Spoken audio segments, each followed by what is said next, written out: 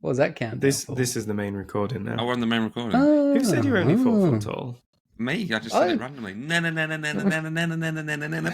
get in my head. Because weren't we having that conversation where I was like, no, He's James fucking with is you. taller than me, and I'm like, well, how tall's above my eyes? Oh god, yeah, we did the thing that all like 'Cause I'm like, 12-year-olds I feel like do. I'm taller than you. Stand back to Some back. people say I'm 6 foot, and I'm like, I know how tall I am. I'm not. I'm 5'11", maybe even 10. I would have said you were taller than me, but I am 6 foot. Well, I'm definitely You not. seem taller than me. That's just because I have presence, you know. I just, if I was like only 4 foot tall, I could still come into the room and own it. I'm like Danny DeVito, up yours. Absolute dickhead. Danny DeVito, living in the couch. Well, an angry little man. So I started blasting.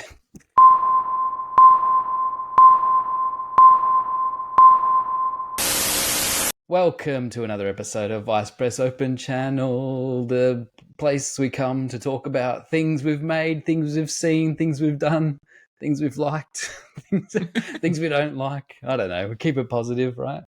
Try not to I'm talk Florey. about things that we don't like. Yeah, that's true. I don't know. I'm just rambling already. It's 4 seconds in and I don't know what I'm saying. Let me get through this part. I'm Florey. That's James. Hello. That's Matthew. Fucking guy. Audio listeners, he hates you.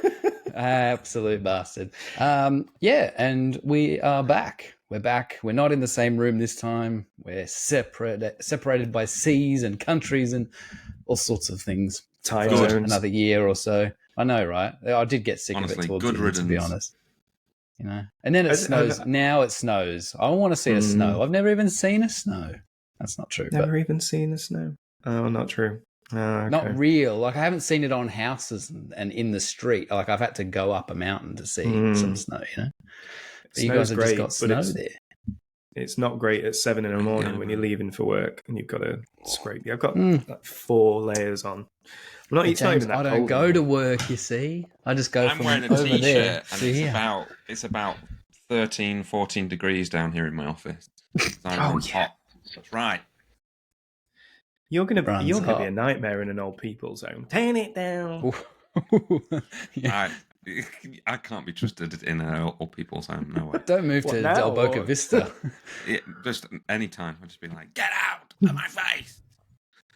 I would rock an old people's home, but I need one of those ones where it's like a bunch of little houses, not in one massive I like don't want complex. no communal sort of thing, and let's play some cards or whatever they do. None of that.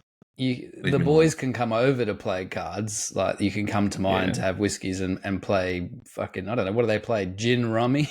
Is that something old people do? When we're old and bedridden, can't we just have like VR headsets on and just never leave the bed and somebody just comes and wipes our ass? That's kind of like... You say when we're old and bedridden. Yeah, but I'd say in about 3 weeks. Yeah. If anything post Thought Bubble in those couple of weeks that you were here, Florey, I just felt like trash for the past 2 weeks. And it's not because you've gone. I made them get out their houses. Missing you. We got the con crud. We did, yeah. I'm shocked I didn't get any like actual illness though. All that time on planes and airports, and then in a convention, and then bumming around Manchester and stuff. Yeah. I just felt like in general, I felt terrible, but like I didn't actually get sick. So what did James watch this week? And you said it's the first time you've ever watched. Oh, well, that's a seamless segue, isn't it? Aren't we professional? Well, you know you're in trouble. It was boring conversation. Look, you know you're in trouble when Matt's trying to like hurry it on. He's like trying to get it back on track. Come on. So I watched for the first time. So this week, I watched Doctor Who for the very first time. I've never watched a full episode of Doctor Who, but there was all this brouhaha. I think you get kicked out of the UK, don't you? If you haven't watched Doctor Who before, that's outrageous. Yeah, it does seem like folks are like, "What? You've never watched Doctor Who?" Even my grandma was like, "You've never watched Doctor Who?" But yeah, no, I've never watched Doctor Who. It was all right. Enjoyed it. It was good.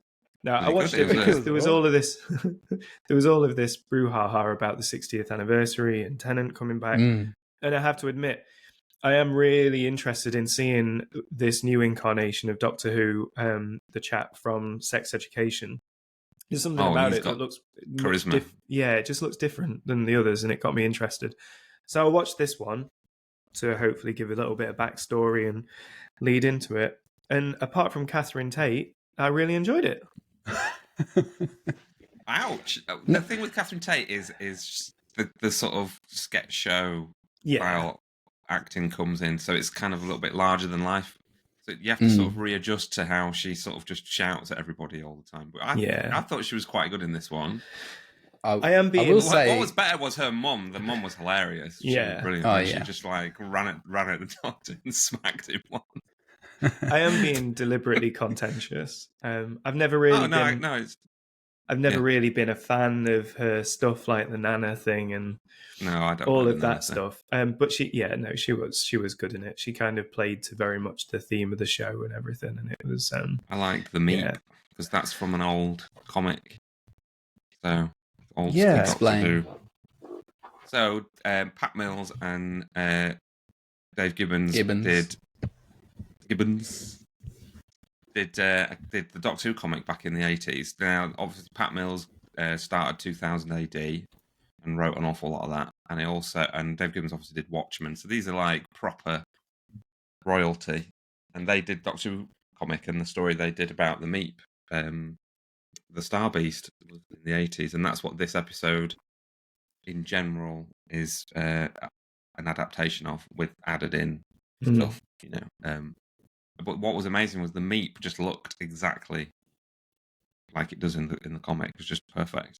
I think they absolutely nailed the Meep, the voice casting being Miriam Margolyes or whatever the her name is. Bug Dudes, the Wrath guys, they were great because they looked crap. And the thing about Doctor Who aliens is they should look a bit crap, but they looked like good crap. It was really good makeup and really good animatronics and everything, but it looked like you could also do a homemade version of it if you wanted to. And then they didn't have evil alien voices or anything. They were just like, "Oh yes, we are space police," and they just talked normally, which was just classic Doctor Who. It was perfect. It's very Douglas Adamsy, isn't it? It's very yeah. Well, Douglas Adams wrote a lot of Doctor Who back in the 80s as well. Oh really? I didn't know he that. wrote a lot of the Tom Baker stuff. Yeah. I mean, for background, then James is sorry. I was going to give the listener a bit of background and say, like, for it. James has not done any Doctor Who. Matt's watched everything because he's an old man. And everything twice. And I sort of came in, Eccleston. I would have seen a few with old mate and his scarf running around as a kid, but I never really got into it. And then I think when Eccleston started, I was like, oh yeah, well, I'll give this nerd shit a try here. And I liked him; he was good. And then Tennant was good. And then I fell off at some point during Donna's bit. I don't think I watched a lot of Martha Jones because she was annoying. And then I watched a bit of some of Donna's just when I caught them. But then Matt Smith was my dude. He's my guy. Yeah, that's Matt Smith Doctor Who to me. He was like a real old school Doctor, even though it was obviously new. But it was the whole sort of. He's an alien. He seemed more so than Eccleston and Tennant, although Tennant's kind of got that now, I think. More like an ancient alien, because the Doctor's like 1,000 years old, he's like an old dude, but he obviously can look young. And that's what Matt Smith had, like, more so than pretty much any other one. The only one I like more than him is Tom Baker. Tom Baker is just like a weird alien man, So the reason I bring all that up is, one, for the listener so they can get where our opinions are coming from, but also because what's happened now is I was never a huge Tennant guy. So yeah, I missed a bunch of the Donna Noble stuff. And I was like, oh, geez, I really like this Star Beast episode. I want to have context for more so for the mum, because I really liked her, and old mate grandpa. So I thought, So I remember that stuff vaguely, but I'm like, I'm going to have to go back. So I've gone back and I'm just doing his last season, basically. And the Catherine Tate stuff that James mentioned, holy shit, she's fucking unbearable in I think this is why I didn't watch it all. She sucks. I know I like Catherine Tate in general. Like I like some of her sketch show and all that sort of stuff. But she's way better now. And so is David Tennant.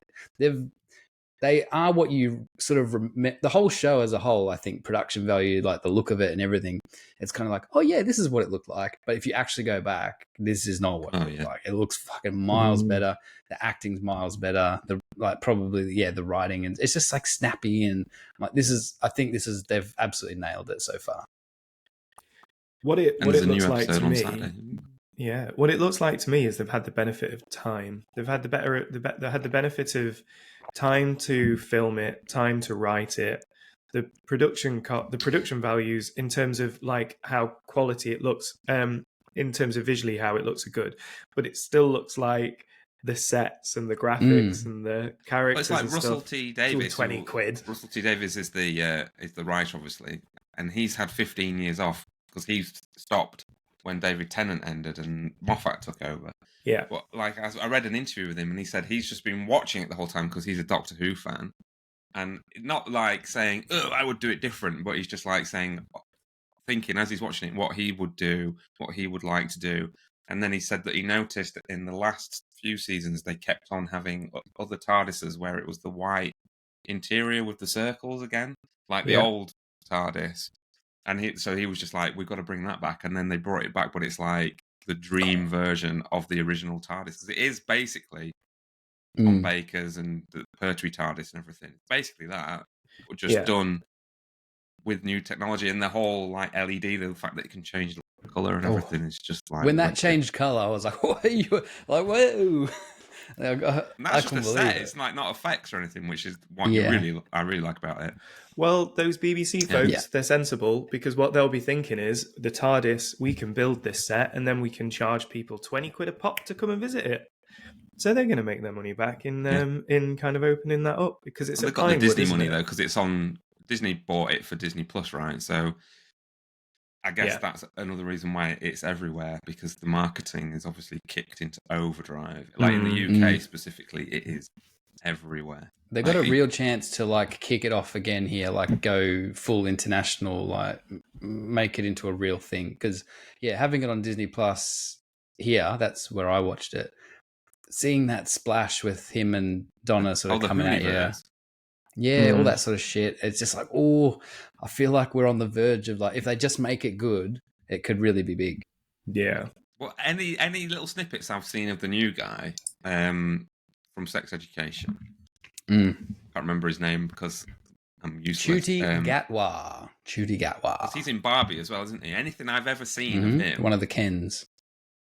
He's very charismatic. He exudes sort of cool charisma, and that's kind of like the Doctor should be like the coolest, or at least the one in the room that everybody just automatically the attention's on them.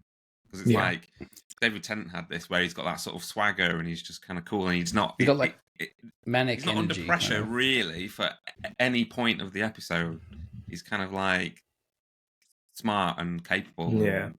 The Doctor shouldn't get lost in a crowd of years old people. At this point, and when you're 2,000 years old and you've done everything, you kind of like should be the smartest person in the room, shouldn't you? Got that. There was, I mean, obviously, I don't know a huge amount about Doctor Who, and I've never watched the episodes or things. But what I know about it is that it's kind of renowned for having this cheesy, but in a positive way. The way that they design the monsters and the kind of creatures and the sets and things like that. And what was really cool for me about this new episode, and we're judging it on one episode, right?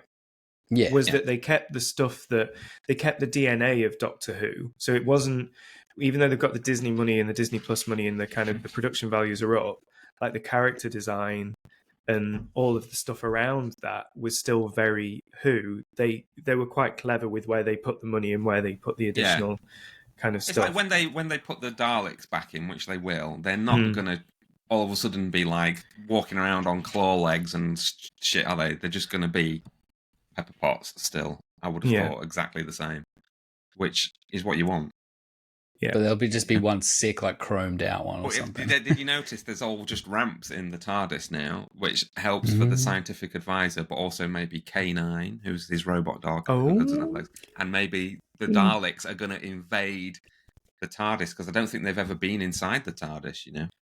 I very much enjoyed her. her. I very much enjoyed the lady in the wheelchair. I thought she was good. She's from Years and Years, which is that show that Russell T Davies did a couple of years ago, which really? I recommend wholeheartedly. That is an amazing TV show. Yeah, that's like Years and Years. Literally, it follows a family from sort of nowish into the future, and basically society becoming awful in certain regards, better in other regards, and she's in that, and that is. It's quite hard to watch some of it because there's a lot of stuff about immigrants, and there's a lot of stuff about the way like governments are, and clowns being in charge, and that sort of stuff. But clowns, it's really, yeah. It ends on a real downer anyway, but it's a really, really good show because it sort of makes you go, we need to do better than this. And I'm hoping pull our that there's socks some up. of that he can put into Doctor Who. I mean, there already was a little bit because there's that bit where Donna said she gave away all of her money, and she said it's because there's other people that need it in the world, and it was very pointed, I thought, because there is people that need help. Yes, and what I found interesting is like that's not so going back and like watching the first. I think I've watched maybe 7 or 8 episodes now in that season where she comes into it. In the very first episode when she goes off with him, she gets this whole thing like the reason that they kind of bond is that the doctor's like, look, they're all gonna die, we've got to go, we can't save everybody, and she's like, fuck that, do something, mate. That was your whole thing. Because he's become like, he's kind of jaded, like he's lost his companions and all that. He does this every now and then. He gets down in the dumps about it all, right? Because he's the last one, and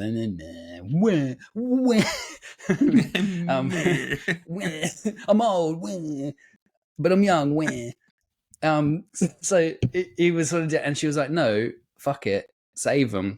And then she's like, all right, I get it, but save one person. And they grab one. I think they grab one family from Pompeii or something, and save them. And it's like really a thing. And he's kind of like, yeah, thanks for pulling me up on that. So she's kind of had that. I think she's like this brash kind of like hothead or whatever, right? But then she has the with a heart of gold kind of thing that pulls him into line. I like that she was still that, both with the money and with the trans stuff, and like whatever else was. Yeah, her daughter was great. Really good. I thought that was such a great character of daughter, and like clever how it became the sort of power of the Doctor thing, and that was kind of like why she felt weird her life, and when that goes, she's just like, well, I feel normal. And so it's not, she didn't feel weird because she was trans or anything stupid like that. She just felt weird because she had an alien presence inside her, inherited from her mum. And that's why she made the weird creatures and stuff, right? Because that's all the memories seeping out of the aliens and stuff that they've met. I thought that was James, brilliant. Did you have any idea what the fuck was going on in that part? With the whole like energy and the whole... The meta crisis or whatever. So I think that the whole energy of the Doctor has gone into her, basically. They just make shit up so that they can. Doctor Who is like, we make things up just so we can have a little bit of a story beat. Like they'll just say anything or say any weird word, and then you just accept it. That's just how it goes. Because I think what this episode did really well was for people that have never seen it before or never followed those story trails. I wasn't at any point going, what is going on? There was enough exposition in there to explain it without it being heavy-handed. It was really remarkable, really, how you can use... It's kind of a soft reset, that episode, because you can jump into that, as I've done, with no prior knowledge. I mean, I know certain elements like about the lore and things just that seep through pop culture and stuff. But in terms of, like, for me, who's never watched it, doesn't know the storyline, I got it. It made sense. You have to pay attention. You have to watch it. But it's all in there. All the information you need to understand is in there. And I thought that was really clever. It was a bit of a masterclass in writing, really. It was very, very well written, like really, really tight episode of TV, just because of everything it had to do. because it's obviously new Doctor, but also old Doctor. So all the old fans are like, "What's going on here?" But then it's a reboot of the series because every time they do a new Doctor, they reboot it basically so that they have to bring in new audience. It's like like when a comic does a reboot and it resets it so they can bring new readers in. It's kind of like that. So it's got to do all that, but then also be an entertaining hour within itself, and then also lead to what's coming next. So it was the fact that it all worked perfectly well was just amazing. Really, really well written. I think the only thing I asked you to was around, does the Doctor keep his memories from his previous incarnations when he regenerates? We were like, and the only reason I asked that is because I didn't think that I was under the impression that he didn't, but David Tennant clearly did. So that's the only reason. So he always does. Usually when he regenerates, he's a bit confused for an episode or two because it's like a big energy and it like tires him out. But he always remembers everything. What changes is his personality. So it's like a personality change. So it's a bit like you hear about it, people like they whack their head and then they're a different person, but they can still remember everything from their life. Usually, and they have an Irish accent. Change the whole personality, and then they're just like a total jerk, or they might have been a jerk, and now they're a nice person. Because the Doctor, sometimes he's a jerk. Like Colin Baker was a prick. He was a real arse of a Doctor. He was horrible to everybody. Or sometimes he's really nice. Like Tom Baker was a nice one, So it's like they change personality. Well, that's like that's what's his face? The one before the lady one. What was it? Yeah. So I remember from when he started, everyone was like, angry eyes. Look, we don't like this because he did whack his head, right? And he had no idea what was going on for 3 episodes. And I think they took that too far. Like he was sort of like out of it and like really shitty. And I remember that was like, ugh. But then he sort of comes around and becomes, more Doctor-esque as it goes on. Yeah. Well, that's because that was the 13th. Was it the 13th? Are we on to 15 now? Yeah. Yeah. Because he originally only got 12 regenerations, and then it was, and then Matt Smith was the last, right? But the Time Lords gift another set of regenerations upon the Doctor. That's already changed again since then with Jodie. I think Jodie's changed all that. But so James said they just make shit up. It doesn't matter. So it was originally, they were like, the rule is only 12 regenerations, and then they've got there and they were like, oh no, we need more regenerations because the show's still going. So the Time Lords gift another set of regenerations, and then that's like a whole new start. So then that's why Peter Capaldi was weird to start with, because it was like he wasn't even expecting to regenerate. I think he was expecting to die. So... And what was Matt Smith's thing was like he didn't know what food he liked or like what he liked doing. Oh yeah, fish fingers and custard. Classic. Yeah, it's just all it's so good. He didn't know what outfit am I going to have or whatever, and he ends up loving bow ties and fezzes or whatever.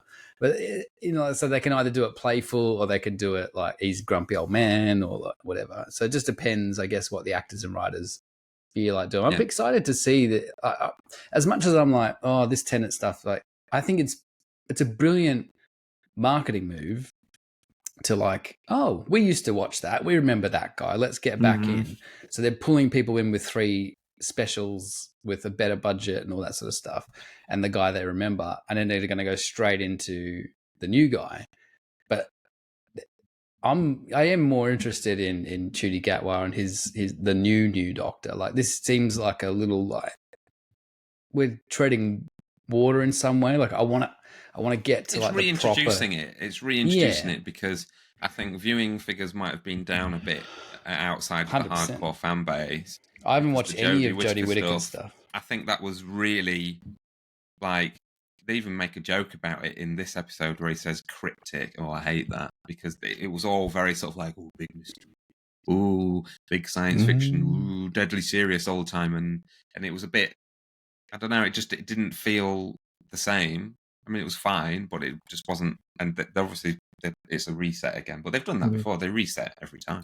So just a reset. Do you think it's probably a bit early, but I think you can really tell that they're going to look at this, and I feel like if we are in a new like golden age, we end up with Torchwood and Unit and like other on Disney Plus. We do spin-off shows and maybe old mate number 8 gets a movie again or something like that. All that shit would be so cool. They can do so much with it, but they just got to make it good.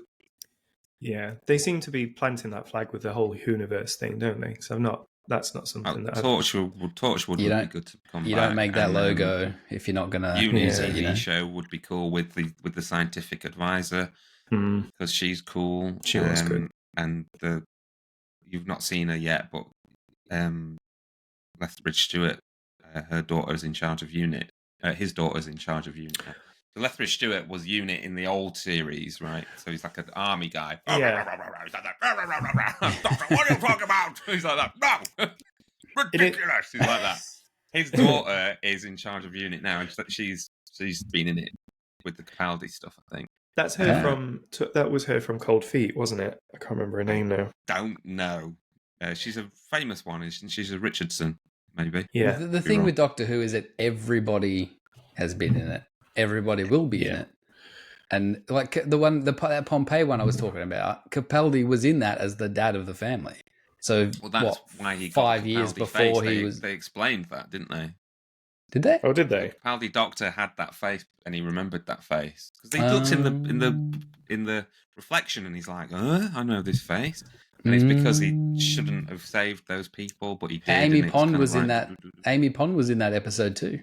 She just had makeup on, so they didn't have to worry about it. She's like got crap drawn on her face, so they didn't have to worry about it. But they've obviously got some sort of like, they keep the list and they put a little like green mark if they're any good or something, and keep them for the future, like Marvel does with that sort of.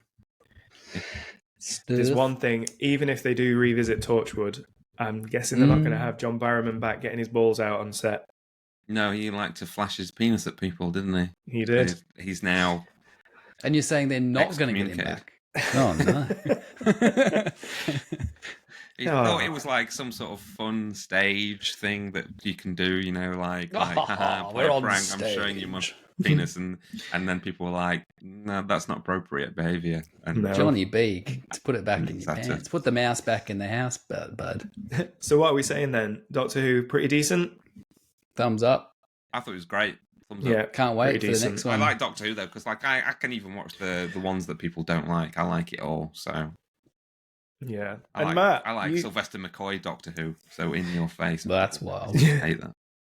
So on the subject of things in the zeitgeist, you've caused a little bit of a furore on the internet this week, haven't you? I did. Well, it wasn't really me. I saw somebody else post something. Well, I saw Mark Miller reply to somebody. I was just reading, when you read your stream Twitter, and I just read that.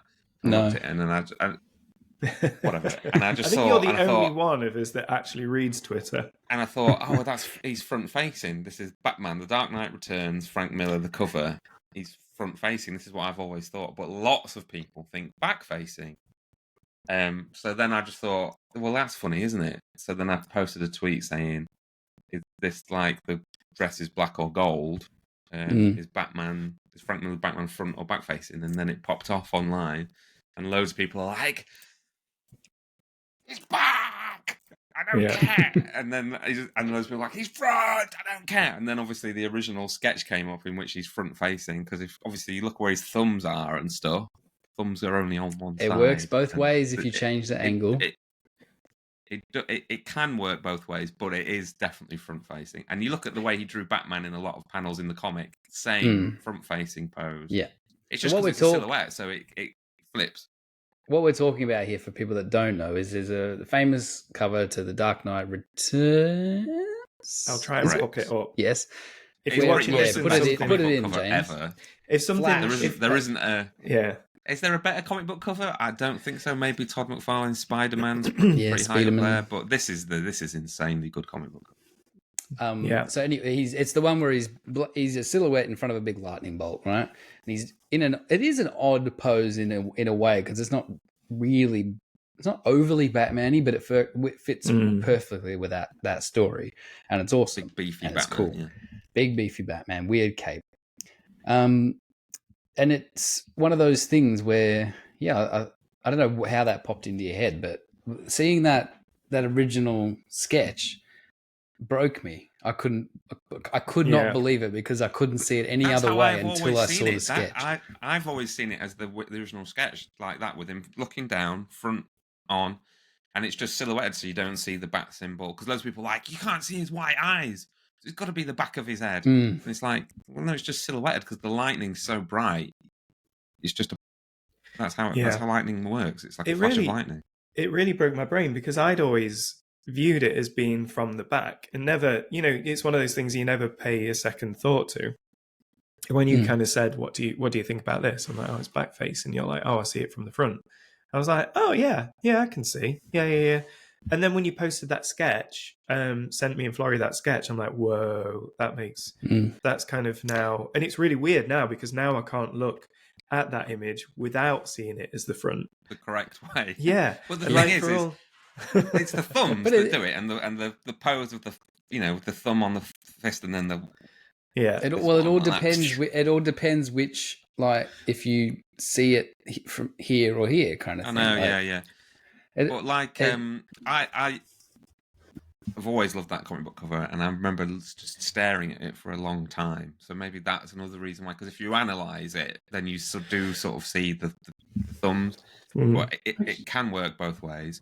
I have it over there somewhere. It's no biggie if you think it's the other way, but obviously there's a lot of people that are extremely upset. Yeah, I don't know why. I don't know why you get grumpy about it. It's just like a fucking picture of a goddamn man dressed as a bat. Jeez. Well, I ripped it off. That's another thing that I've kind of in my career not ripped it off specifically, but like my Avengers artwork way back in 2011 was silhouette stuff by that because it's the silhouettes.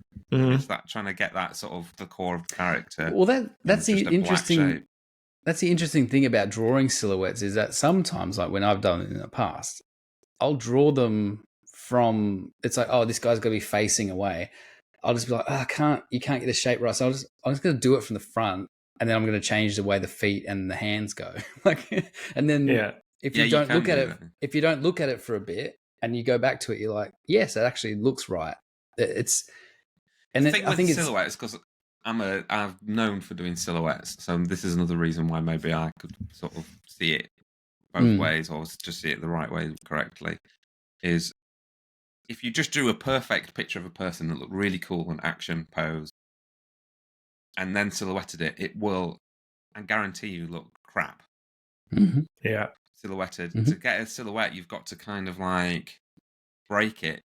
So like the anatomy on Batman on that silhouette is definitely all over the place because he's twisted around in a weird way, but it works as a silhouette. So it's kind of like you've got to exaggerate stuff when you're using a silhouette to make it translate more clearly, I think there's also an interesting conversation, and I mean, maybe we could have it now if we're interesting enough, but of like artist intent versus like the public's perception of it, because like doesn't matter. It actually doesn't matter which way he intended to draw it. It just matters that people think it's fucking cool and it works for the comic and all that sort of stuff, Well, exactly. Front facing or back facing, it looks cool. Awesome. There's an argument for front facing is cooler because he's jumping towards us and he's returning, literally, But that's kind of like a bit. It doesn't matter if he's also jumping down and away because he's jumping towards some danger that's over there. It's a very action cracks and cover. It's got so much like sort of intention in it, and it's got a lot of power because he's jumping to get something. He's going to smack it. Brilliant. Smack it. He does a lot of smacking in that comic. Though. That comic is like the whole with the mutant, and he's just like, this is the operating table. And he just like breaks all of his arms and stuff. Yeah. Nuts. The best. Why are people getting annoyed on the internet about it? Like, to me, it's something like everything, James. Yeah. I'll tell you what, because it's obviously gone viral, so I've had an awful lot of replies. The vast majority are, this is fun, I see it this way. There's some that have also been like faux outrage and like just like, this is ridiculous, like, you've ruined my life and stuff, but not really. And then there's some that are genuinely, there's like a tiny 5-10% of people who seem to be genuinely angry either way. And I think that's like life or fandom in general. Most people are like cool with what we're presented with, and Yeah. we can live with it being not exactly what we want or what we saw. And then there's a small percentage of people who just lose their minds when, for example, they don't like what Luke Skywalker does in Star Wars. And it's like, you don't have ownership over Luke Skywalker. Yeah. So what he does is what he did. Sorry. I do find it funny. Like there are clearly people that like to be contrarian for contrarian's sake. Will disagree just because they like a bit of a brouhaha. Yeah. But then what I don't get, and it's quite funny with us, with Vice Press comments and with you, with this and stuff, people that post negative comments for the sake of it. And it's like, who are you annoying? You're just annoying yourself. You said the other day, Florey, and I've seen this a couple of times since you mentioned it, which is weird and just proves that Meta is listening to every word we say, about the whole why deliberately step in shit when you can just walk around it. It's like... It's bizarre, isn't it? I don't like something, I just don't post about it. Because people say that to me as well a lot. They say, like, I must be some kind of shill because I'm saying I like something that they don't. And I'm like, just because you don't like it doesn't mean that I also don't have to like it. And I'm not being paid. I only say I like stuff. And because someone said that to me before, a few times actually, you only ever talk about stuff that you like. You never say anything about stuff you don't like. And I'm like, because I don't want to talk about stuff I don't like online. When I don't like something, I just put it out of my mind and I'm done with it. I don't dwell on it going, my life is ruined. I just go on to something that I do like. Or I find something in that I do like. So there's stuff that I don't like about lots of stuff that I do like. Oh, hello, you're right. What, you just find the things that you like? 2 seconds, hello. Sorry. Mute yourself.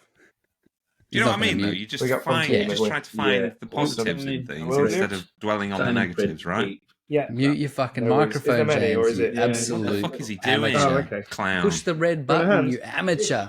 Look, we can scream at him now and he can't hear us. Tease him. It's a bit... It's got a life of its Yes, I It's know the what you're worst saying. podcast I've ever been on. Well, now we've got all the... I quit. We've got bloody... What's it? Rick the Mailman, who's like guesting on our podcast now. Oh, I'll pull them. Now he's gone took his now. earphones out, didn't he? Like an idiot. Yeah. Well, they'll have to edit absolute this out, so we'll just have to. You know what? Maybe he should leave it in. Yeah. I think he should leave it in. The best part of the last podcast is when I was talking to myself, when everyone just left the room. I enjoyed going to the toilet on that podcast. That was fun. And then you were Yeah, just and then he stood up and went as well. And I was like, could we not have? Could we not have not done that? Desperado. Oh god, just absolutely busting. You shouldn't have drank that purple beer. What were we talking about? Quite nice. We were talking about fans and how they can be toxic, but what I was going to say was it reminds me not like stuff. Yeah, it reminds me of the IGN back in the day because I used to like read all their reviews on video games and stuff, right? And they would get every time they do like a 9 or a high score, it's like, you're getting paid. This game sucks. It's all the sponsorship because obviously they run ads for game companies and stuff like that. They obviously did not get paid for games coverage because games would get shit scores all the time. But I'm like, how do you have that as your argument when there are games on there getting shit scores? Because obviously if you could pay for it, you would just pay for it and get a good score and sell millions of your game. Right, you tell him. Tell James that he's a fucking clown. You got to mute your mic, you peanut. We just heard all of that on your microphone. Yeah. Okay. Rick the mailman and you don't just walk That's away. Stay in, though. That's absolutely has to stay in because we were ripping you to shreds. I can imagine. I'll listen to it back and I will decide whether it stays Let's move on to a different or not. Let's take this as a closing point on the Batman discussion and move on to something else. Sure. What was on our list? What else was on our list? Not that there's an actual list, but we're like 4 seconds before we usually go live, we're like, what should we talk about? And then there's like a couple of things, you know? He's still doing it. Push the red button.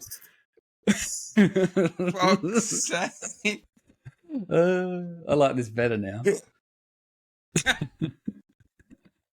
We got to start doing this on a different day. Now he's not going to unmute himself for 40 minutes. It's busy time though. I'm unmuted. Look, this is a working office. We have shit to do. You've Nearly been here. You Christmas, I know. think- orders are through the roof, man. An empty Royal Are they? Mail van came on Tuesday, and me and Kate filled it to the brim with Vice Press and my orders, like to the brim. Yeah. And what And about she's mine? not done Like your orders yet. She's two or not done them. three. She's not done yours. She's doing them tomorrow. Oh, there's a couple What else were there. we going to do? We were going to do. I don't Questions? know. Someone said something. Oh, we did have some questions. Did we want to? Oh. Did we want to Sure. do a little unboxing first? Oh. James has these bought went on sale. What this actually is James is very excited because he's bought a shrink wrapping system. So Yeah. what he wants to do is Hair show dry you in how the well plastic. I can see how him well there he's done it. with like a sea of tapes in front of him, hair drying them all like this. It literally is a hairdryer. For anyone that thinks this kind of stuff. So I emailed Rick at Just Right. don't get any hairs inside the packets or Yes. anything before you shrink wrap. So we work with That's extra. Right Digital that do some of our printing, and I emailed Rick and I was like, "Look, Rick, your stuff always comes nicely, kind of packaged and stuff. How do you? Cheers, mate. See you later." Hey, Um, who's that? Rick, the delivery man. it's the delivery man, yeah. He's like, oh, we just get the plastic sleeves and then a hairdryer. I'm like, oh, okay, so it is literally a hairdryer. But yeah, no. So this is the blood splatter variant of the Evil Dead. There will be numbers. Ooh, That's the as one that well. everybody really, really wanted. And So this one's out in sold about a minute. out. We've got about 20 left.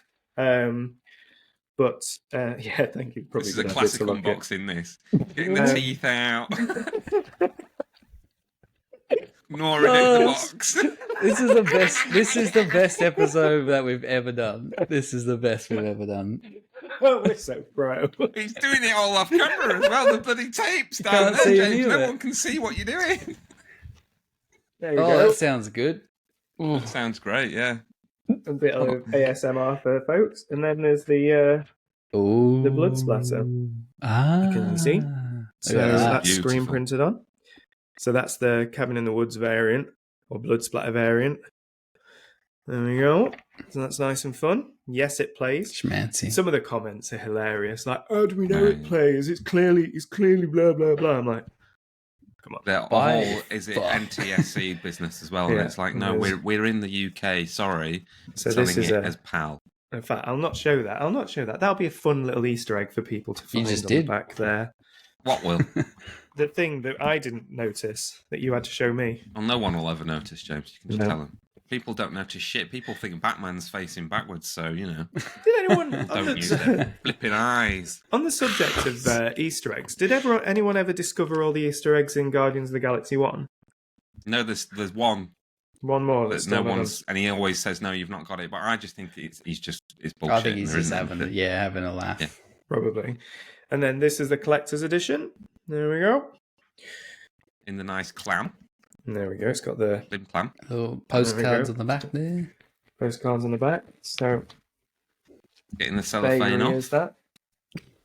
We'll come back. This to that one's in a also got a videotape in it, and that videotape also plays. It does, yeah. So it's Incredible got the stuff. the standard version there with a That one's not as limited, Ooh. and there's still a few left, right? yeah. So there's Not many now.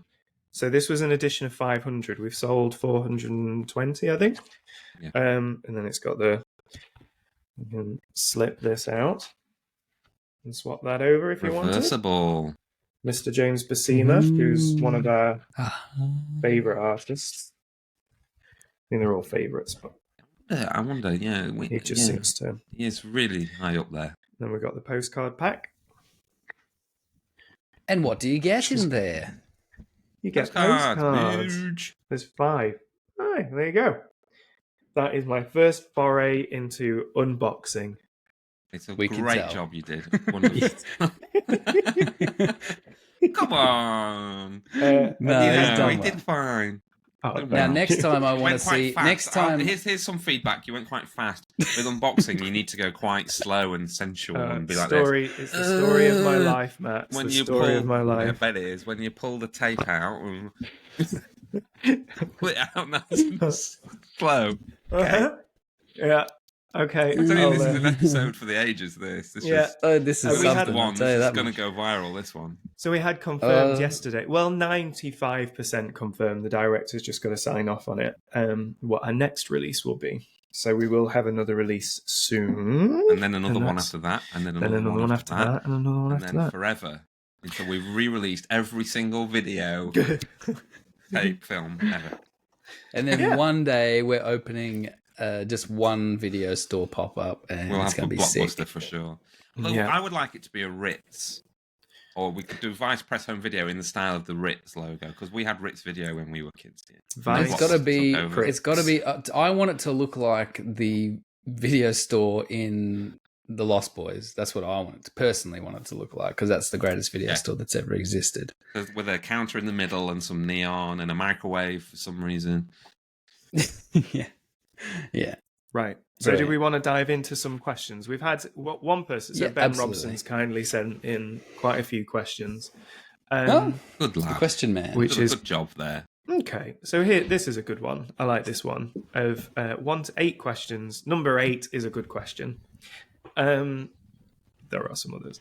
But how do you navigate the balance between creative freedom and commercial demands?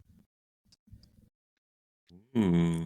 See, that's quite a timely question because of the recent things with Taika, where he said he just did Thor because he wanted to feed his kids and just wanted the money. He didn't care about the character that much.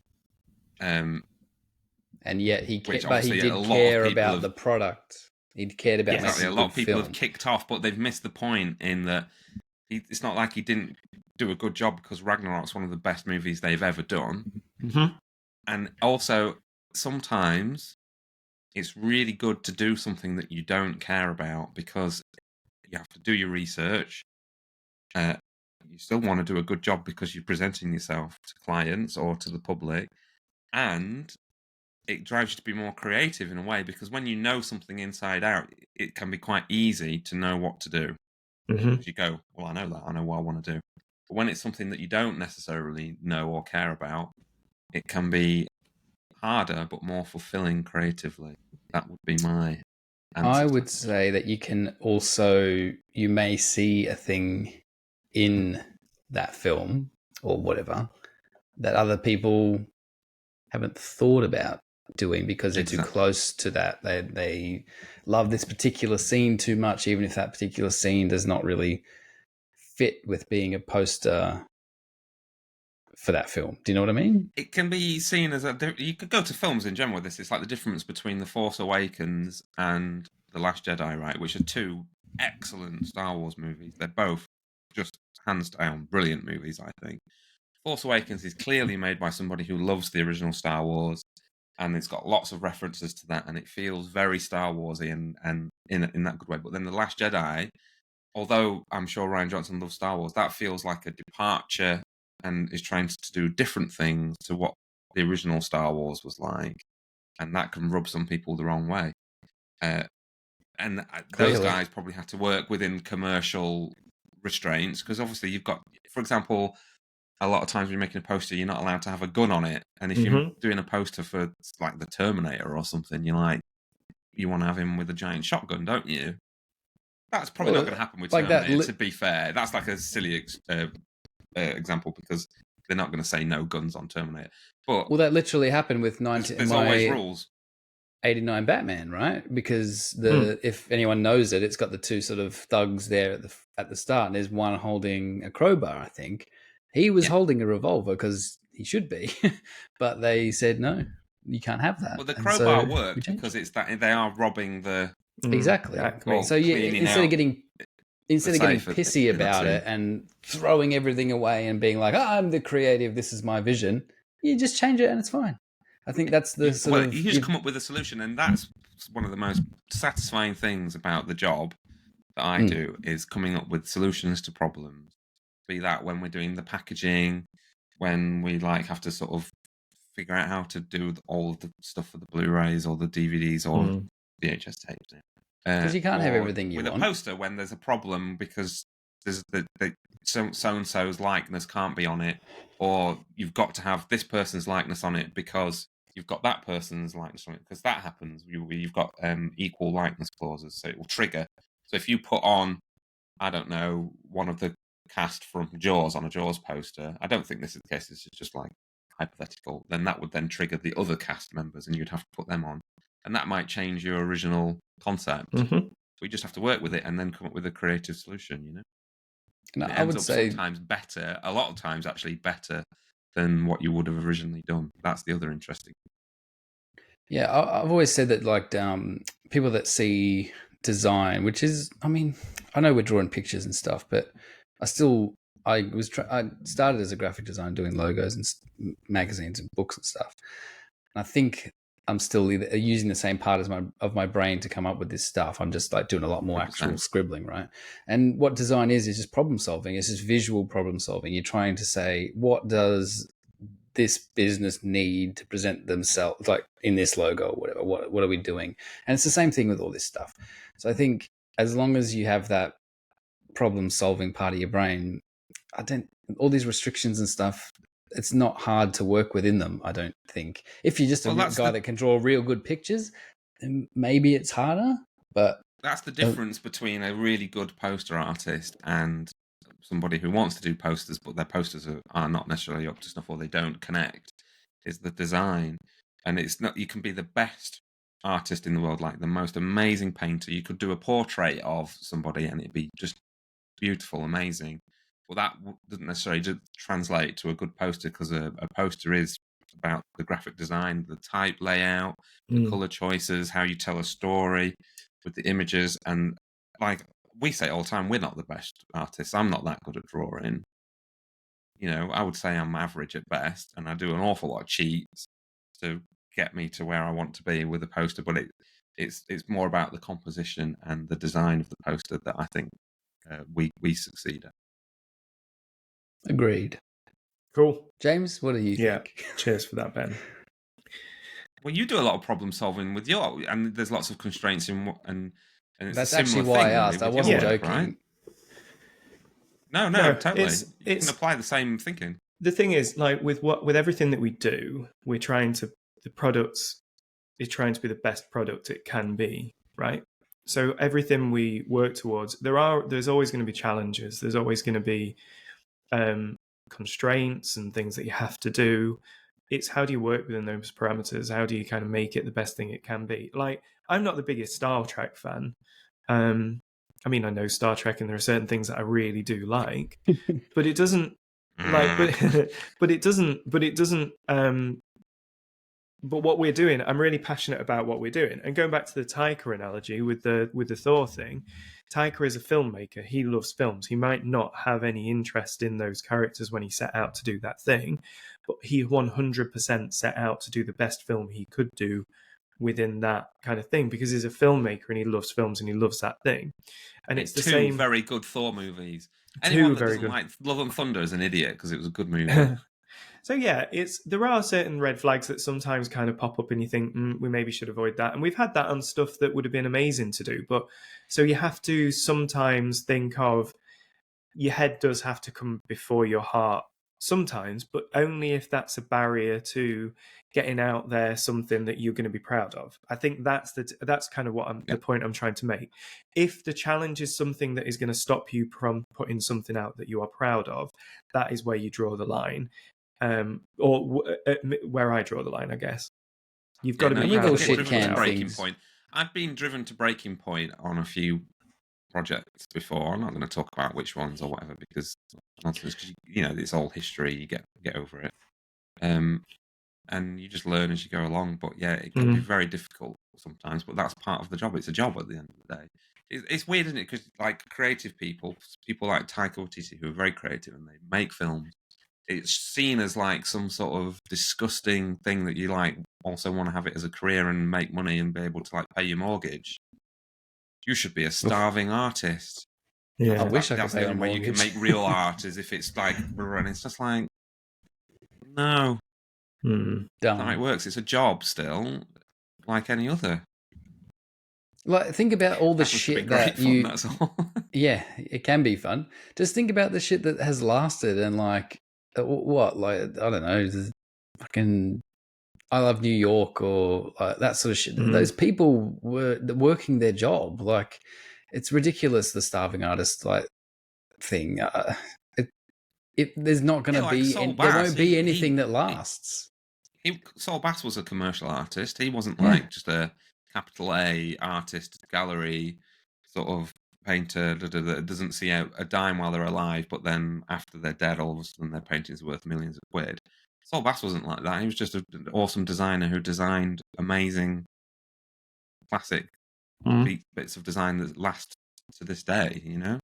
And have a look at like okay, so what, one of the best posters ever made, Back to the Future, Drew Struzan, right? There's like 4 or 5 sketches out there on the internet, you can look them up, of other poster ideas he had, and they just obviously didn't fit the movie that they were making, or they weren't keen on them. He didn't crack the shits and quit, did he? He kept going, and he made a perfect poster for a perfect movie. And if that doesn't illustrate like how you can fit within commercial constraints and like have it as a career and all that sort of shit, That's then the only I don't know what thing does. you have to be able to detach yourself, right? Because you can do stuff and you can be really attached to it. You like love this picture that you've drawn, and then it just gets either shot down or then something else is used, something else, or you come up with something else that's better, and you have to destroy your own work basically. And you go, screw it, I'm going to do my own, do it better. It's like Ghostbusters. I'm sure there was probably Ghostbusters posters when they were doing the marketing that had the actors on or were illustrated, and then someone just went one day probably, but that logo's so cool, and it just encapsulates the movie. It's just the no ghosts, and they just put that on the poster, and then it went perfect. But they probably did lots of work before that, exploring what they needed to do, get shoved away, and then that's what they end up with. What happened this afternoon? What happened like not 3 hours ago? I posted a thing in our group chat. Matt was like, it's boring or whatever. Like, it's not quite good enough. It was, yeah. And I was like, meh, well, I really want to make one. And then what did we do an hour later? I was like, oh, okay, well, I'm just going to keep going then, I guess. I'll just keep tinkering with it. And I think there's still something there. So it's like, if I had just cracked it and walked away and thrown my phone at the wall, then we'd end up with nothing. But at this point, I'm like, oh, I'm excited about like reworking it and maybe like changing this part or moving this around and adding more to it. And then it just all feeds into itself. And eventually, when you get that's all right, that is, then you go, that's cool. like what's become I've realised as an art director what my job is really is to just say things aren't good enough. Just say, I think you could do better. Well, it just gets to a point, because usually if the idea's there, there's something there, a kernel of an idea, that's when I'll say you can do better. If there's nothing there, if it's just like crap, I'll just say no. Yeah. Try something else. But if I feel like there's something there but it just doesn't look good enough, then I'll say just go back and think about it for a bit. Have a little play around, you know? And then just see what happens. Because, I mean, I do it with my own work where I just push it and push it and push it. And then there's usually, even right towards the end, there's usually something where I'll put something in extra or change something and I go, Empire Strikes Back. Wasn't that good until it was good. At the bottom. So at the bottom, it had the carbon freeze chamber. And the logo was 3D on top of that, like with the orange lights and everything. And then the credits underneath, and it was black at the bottom.